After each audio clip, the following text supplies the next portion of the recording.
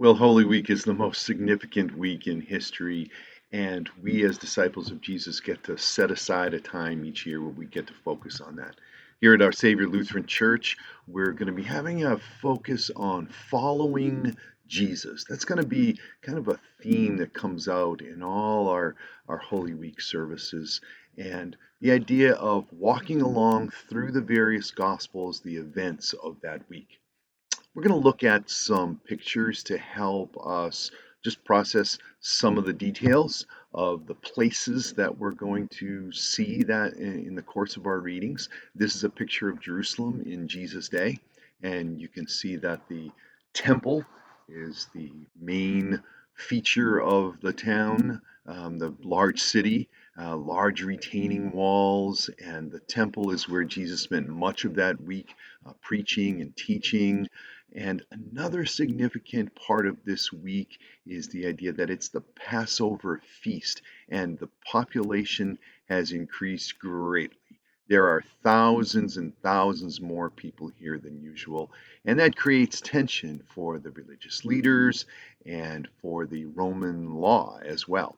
The idea of the large crowds and what's going to be happening with them, as was perceived when Jesus came in on Palm Sunday. Here's a closer look at the temple itself.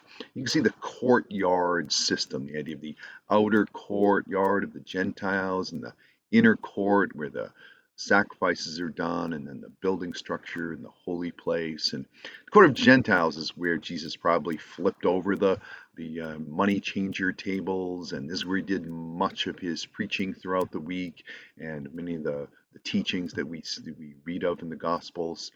And here's the Antonia Fortress, which is where the Roman um, government was and Pilate is, kind of being able to oversee everything. Here's a bird's eye view of Jerusalem where we can see how the temple is this main significant feature. Many of the thousands and thousands of people that are here for this week are staying with family or friends or rentals in town. Jesus stays a couple miles away with friends in Bethany. You take the road into town each day for teaching in the courtyard area. And then, as was his custom, it says in the Gospels, he would stop at the Mount of Olives on the way back and kind of process the day with his friends. And this is the other view of the Mount of Olives right there outside of town. And this is where Jesus is arrested on Thursday night and then taken to the high priest's house in the more expensive part of town in the upper city.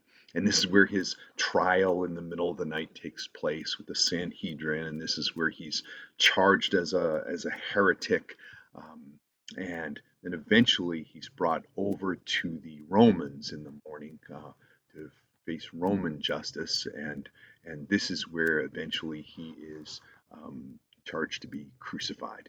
And he is taken outside of the city area to this hill, probably in this area in Golgotha, and this is where he's crucified publicly in front of all on middle of the day on Friday. So we look at these events, we ponder our relationship with Christ's crucifixion. Special week, I encourage you to plan ahead. There's a unity service starting on Palm Sunday. Holy Thursday has a special focus on communion.